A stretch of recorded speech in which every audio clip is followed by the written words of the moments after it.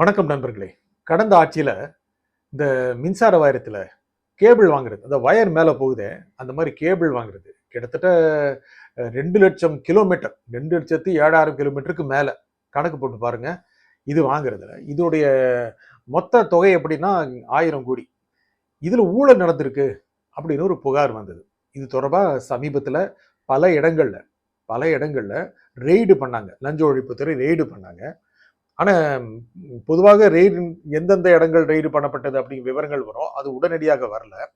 அப்புறம் ஒரு குற்றப்பத்திரிகை ஒண்ணு பதிவு பண்ணியிருக்காங்க. அது தொடர்பான தகவல் தான் வந்திருக்கு. அதுல என்ன அப்படின்னா, ஒரு கிட்டத்தட்ட ஒரு கிலோமீட்டருக்கு எவ்வளவு ரூபா? 40,000 44,000 அப்படி இருந்ததுன்னா, அரசு என்ன நிர்ணயித்ததோ, அதை விட கிட்டத்தட்ட 6-7% அதிக அளவுக்கான விலைக்கு அது ஒப்பந்தம் செய்யப்பட்டிருக்கு. இதுல 20 நிறுவனங்கள், 10 நிறுவனங்கள் எல்லாம் ஒரே மாதிரியான கோட்டு கொடுத்துருக்காங்க. அப்போனா இதுல பெரிய அளவுக்கு ஊழல் நடந்திருக்குமோ அப்படின்னு சந்தேகம் வந்ததுனால, மின்சாரத்துறையில ரொம்ப முக்கியங்க, கவனிக்க வேண்டிய விஷயம்.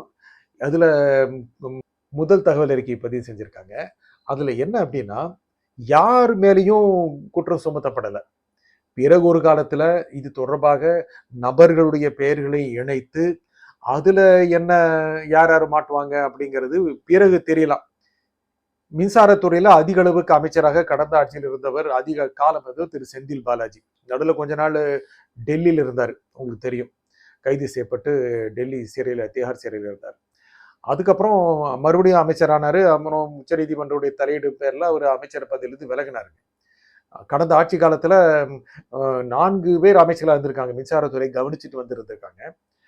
இதுல திரு செந்தில் பாலாஜியோட ரோல் என்ன, மற்றவங்களுடைய ரோல் என்ன? ஏற்கனவே டிரான்ஸ்பார்மர் வாங்கினதுலயும் முறைகேடு நடந்தது அப்படிங்கிறது அவர் மேல புகார் சொல்லப்பட்டிருக்கு. அமைச்சரே சொல்றாங்க. இதை தவிர அவருக்கு டாஸ்மாக் முறைகேடு வழக்கு, இதுல ஒரு பதிவு பண்ணப்பட்டிருக்கு, வழக்கு பதிவு செய்யப்பட்டிருக்கு. அது தொடர்பாக விசாரணை நடந்திருக்கு. அவர் கூப்பிட்டு விசாரிச்சிருக்காங்க. அதுல முக்கியமாக முன்னாள் ஐஏஎஸ் அதிகாரி அவர் உட்பட 7 பேர் மீது 11 பிரிவுகள் கீழ் வழக்கு பதிவு செய்யப்பட்டிருக்குங்க.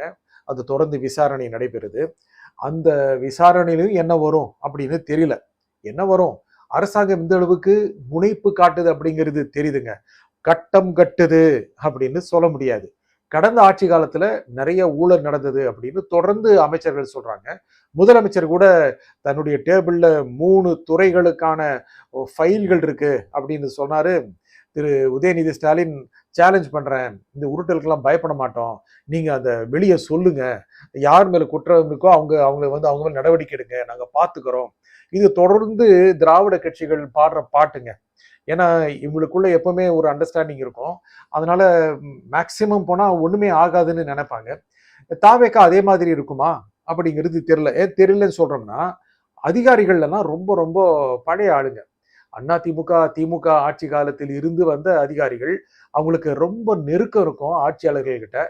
அவங்களுடைய ஒத்துழைப்பு இல்லைன்னா இந்த கேஸ்கள் எல்லாம் முன்னே கொண்டு போக முடியாது. ஏவாவிலு கேஸ் பாருங்களேன். அவருடைய இடம், அவருடைய வீடு, அவருடைய அலுவலகங்கள், இதை தொடர்பு நிறைய ரெய்டு நடந்தது இல்ல. எத்தனையோ விஷயங்கள், முக்கியமாக கரூர்ல ஒரு சாலை போடப்படவே இல்லை, அது போடப்பட்டதாக காட்டப்பட்டது. கிட்டத்தட்ட 5,000 கோடி ரூபாய் அளவுக்கு சாலை திட்டங்கள் செயல்படுத்தப்பட்டன, அதில் முறைகேடு நடந்தது, பல சாலைகள் போடவில்லை, இதெல்லாம் புகார்கள் இருந்தது. ஆனா இன்னும் கூட போலீஸ் நெருங்க முடியல. அவர் தன் மீதான புகார்களை நீக்க வேண்டும், ரத்து செய்யணும்னு சொல்லி சொல்றதுக்கு இத கூடாது அப்படிங்கிறது தமிழக அரசு எதிர்மனு தாக்கல் பண்ணுச்சு. இது தொடர்பான விசாரணை ஒத்திவைக்கப்பட்டிருக்கு. அவர் மேலையும் நிச்சயமாக ஒரு கண் அரசாங்கத்துக்கு இருக்கு. அவர் ரொம்ப சாஃப்டா இருக்கார். நம்ம சட்டப்பேரவையில பார்த்தோம்னா ரொம்ப அமைதியா, ரொம்ப ஜாலியாலாம் இருக்காரு. செந்தில் பாலாஜி ரொம்ப கிரிம்மா இருக்காரு, ரொம்ப ரொம்ப இறுக்கமா இருக்காரு. ஆனா சட்டப்பேரவைக்கு வந்தாரு, வந்துட்டு ரொம்ப நல்ல பக்கத்துல இருக்கவங்ககிட்ட எல்லாம் சிரிச்சு எல்லாம் பேசிட்டு இருந்தாரு. இதெல்லாம் பார்க்காதவரா அப்படின்னு கூட சொல்றாரு. இப்ப யாராவது பேட்டி எடுத்தானே, இதெல்லாம் கேட்காதீங்க, நான் ஜெயிலே இருந்துட்டு வந்திருக்கேன் அப்படின்னு சொல்றாரு, செந்தில் பாலாஜி சொல்றாரு. அப்போனா இந்த அரசோடைய முதல் குறி யாரு? சோசியல் மீடியால பார்த்திருப்பீங்க. 3 லட்சியம் 2 நிச்சயம் அப்படின்னு சொல்றாங்க. ஏன்னா 3 பேருக்கு எதிராக நடவடிக்கை எடுக்கப்பட வேண்டும் அப்படின்னு நினைக்கிறாங்க. 2 பேருக்கு எதிராக நடவடிக்கை எடுத்தணும் அப்படின்னு நினைக்கிறாங்க. அதுல இவர்கள் எல்லாம் லிஸ்ட்ல இருப்பாங்களோ இருக்கு. இதை தவிர வேறு சில அமைச்சர்கள் மீதும் கவனம் இருக்கோ அப்படின்னு நமக்கு சந்தேகமா இருக்கு. முதல் லிஸ்ட்ல முதல்ல திரு செந்தில் பாலாஜி இருப்பாரு. அவ்வளவு சீக்கிரம் அவங்கள ஹேண்டில் பண்ண முடியாதுங்க. அந்த பல விஷயங்கள் பார்த்தவங்க. செல்வி ஜெயலலிதா காலத்திலேயே அவரு அமைச்சரா இருந்தவரு. அந்த காலகட்டத்தில் இருந்த பொழுதுதான் போக்குவரத்து துறையில் ஆள் எடுப்பதில் முறைகேடு நடந்ததாக வழக்கு இருக்கு. பாருங்க, அதுக்கப்புறம் பல கட்சிகள், அவர் பல கட்சிகள்ல இருந்தவர். மதிமுக இருந்திருக்கிறார், திமுக, அண்ணா திமுக, அமமுக சொல்லி திமுகவுக்கு வந்துட்டார். இன்னைக்கு அவர் அந்த கட்சியில இருக்காரு. சமீபத்துல அவர் பாஜகவுக்கு போயிடுவாரு, பேச்செல்லாம் நடந்துருச்சு, இதெல்லாம் கூட வந்துச்சுல்ல. ஏங்க, அவர் கைது செய்யப்பட்ட போதே பாஜக பேச்சு நடத்துது அப்படிலாம் வந்தது இல்ல. கைது செஞ்சது யாரு? மத்திய பாஜக அரசை சேர்ந்த அதிகாரிகள். ஆனா பாஜக பேசிட்டு இருக்காங்க, டீல் நடத்துது, அவரு எல்லா உண்மைகளையும் சொல்லிடுவாரு, டைம் வரும்போது எல்லா உண்மைகளையும் சொல்லிடுவாரு. இதெல்லாம் வெளியே பின்னப்பட்ட கதைகள்.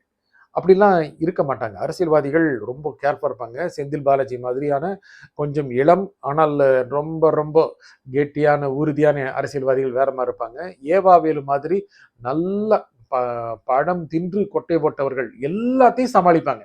எல்லாத்தையும் சமாளிப்பாங்க. எத்தனை கஷ்டங்கள் வந்தாலும் அதில் எப்படி போறது அப்படிங்கிறது அவங்க நல்லா தெரியும்.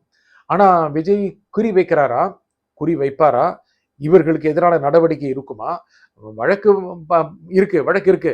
அது கைது வரைக்கும் போயிருமா? கைது செய்து உள்ளே வைத்து விட்டு அரசியலை எதிர்கொள்ளக்கூடிய அளவுக்கான ஒரு துணிவு இந்த அரசுக்கு இருக்கிறதா? துணிவு நான் சொல்றது, அதை ஃபேஸ் பண்ற தைரியம்.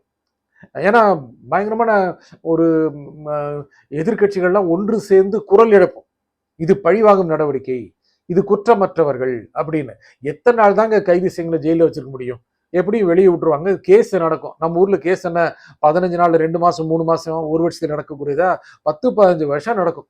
அதுக்குள்ள இந்த அந்த குற்றம் செஞ்சவரும் மறந்துடுவாரு, அந்த வழக்கு போட்டவரும் மறந்துடுவாரு. இதுதான் நடந்துட்டு வந்திருக்கு பலகாலம். செல்வி ஜெயலலிதாவுக்கு எதிரான வழக்கே பார்த்தோம்னா, அவங்க 91, 96ல ஆட்சியில் இருந்தபோது செய்ததாக சொல்லப்பட்ட முறைகேடு தொடரப்பட்ட வழக்குகளுடைய இறுதி முடிவு வரதற்கு கிட்டத்தட்ட ஆயிப்போச்சு, 18 வருஷம் ஆயிப்போச்சு. 18 வருஷம் ஆயிப்போச்சு. இந்த மாதிரி எப்படி முடியும்? 20, 25 வருஷம் கூட ஆயிருது. எப்படி முடியும்? இதை அவசரப்படுத்த முடியுமா? ஆட்சியாளர்கள், கடந்த ஆட்சியாளர்கள் ஊழல் மிகுந்தவர்கள் அப்படின்னு மக்கள் கிட்ட நிரூபிக்க முடியுமா? மக்கள் முன்னால அந்த எண்ணங்களை கொண்டு பிடிக்க முடியுமா? கொண்டு போய் வைக்க முடியுமா? கைது செய்வதன் மூலம் மட்டுமே இவர்கள் குற்றவாளிகள் அல்ல, குற்றவாளிகள் என்று உறுதிப்படுத்த முடியுமா? மக்கள் நினைக்கிறாங்கல்ல. மக்கள் கிட்ட இவங்க ஊழல்வாதிகள்னு காட்டுறதற்கு திரு விஜய் முயற்சி பண்றாரு.